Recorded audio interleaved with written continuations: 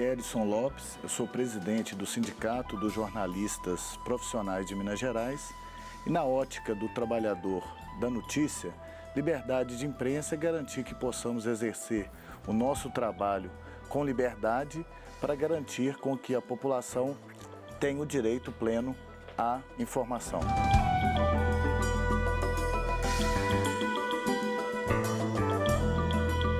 Meu nome é Getúlio Nuremberg, sou jornalista e professor universitário.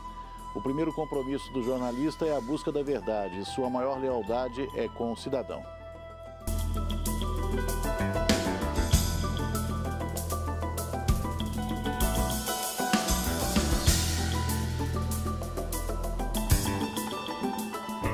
Meu nome é Eliara Santana, eu sou jornalista, doutoranda em Linguística pela PUC Minas, pesquisadora associada do site Manchetômetro da UERJ. Acho fundamental discutir não só a liberdade de imprensa, como o papel da imprensa no Brasil atualmente.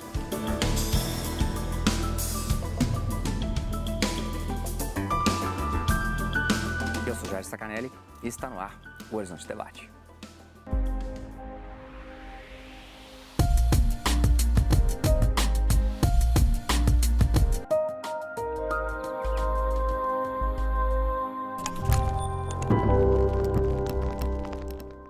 Olá, bem-vindo. Em junho é comemorado o Dia da Liberdade de Imprensa no Brasil, data que nos propõe a refletir sobre os caminhos do jornalismo atual. Qual é o papel da imprensa nos dias de hoje? Até que ponto uma cobertura jornalística influencia em um fato? Professor Getúlio, falar de liberdade de imprensa é falar sobre uma garantia de direito fundamental às pessoas, à informação de qualidade, de credibilidade. E dos profissionais, Kellyson, de jornalismo, de exercer a sua profissão com dignidade. Mas até que ponto, eu gostaria de, nesse primeiro bloco, a gente discutir isso, até que ponto pensar a liberdade de um e de outro dentro de um politicamente correto, dentro de um expor? Como que é pensar essa ideia ética da liberdade? A liberdade de imprensa, ela só faz sentido e ela só toma corpo, ela só começa a ser realidade no mundo quando se fala em democracia, quando se fala em governos, quando se fala em regimes democráticos. Porque onde não há regime democrático, não há democracia, não há liberdade de imprensa, porque a imprensa é uma das instituições que sofre com esses governos autoritários, totalitários, etc.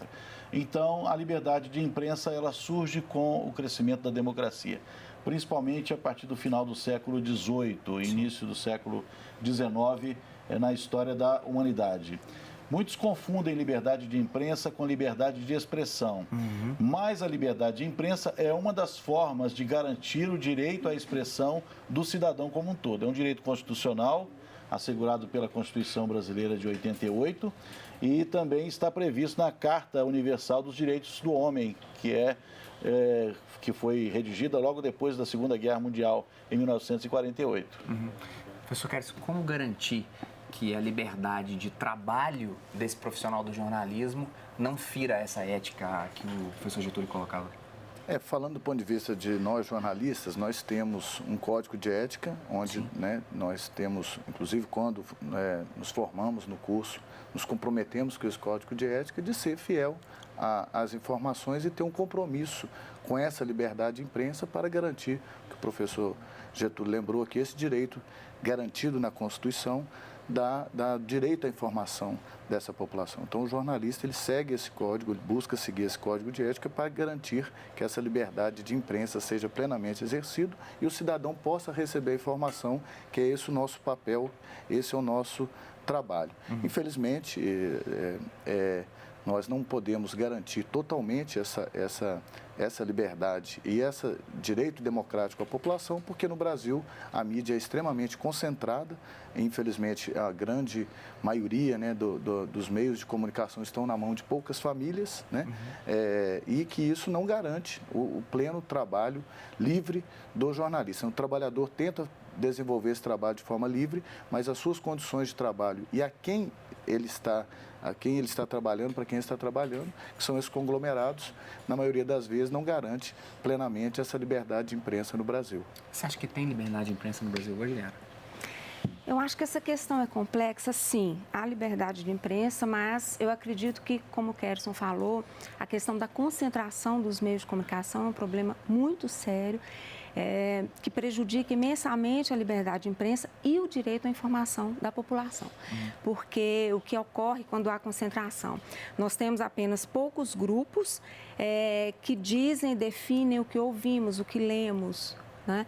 E esse é um problema, para mim, muito sério, que afeta a liberdade de imprensa e o direito à informação. Professor Getúlio, os dois países que estão na lista, no ponto oposto à lista de liberdade de imprensa, Eritreia e Coreia do Norte. A Coreia do Norte, ela é o exemplo negativo dessa ideia de democracia que o senhor colocava, né? Finlândia, os países nórdicos estão em primeiro lugar, a Finlândia, a Suécia, a Noruega, a Dinamarca, e a Eritreia e a Coreia do Norte são os países que estão logo abaixo, né? As pessoas têm consciência de que manipula-se o que é falado, que a verdade, às vezes, ela tem um viés? As pessoas têm consciência disso? É difícil de ter essa consciência quando se tem, num senso comum, um clima de liberdade, um clima de democracia.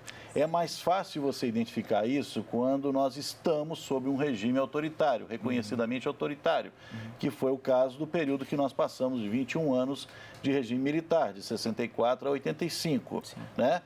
Era tão fácil identificar, né, que quando terminou, falou-se em redemocratização, né? Que, na verdade, é um processo que a gente ainda está vivendo. Eu acho que a democracia no Brasil ela é muito frágil ainda, ela é muito oscilante, né?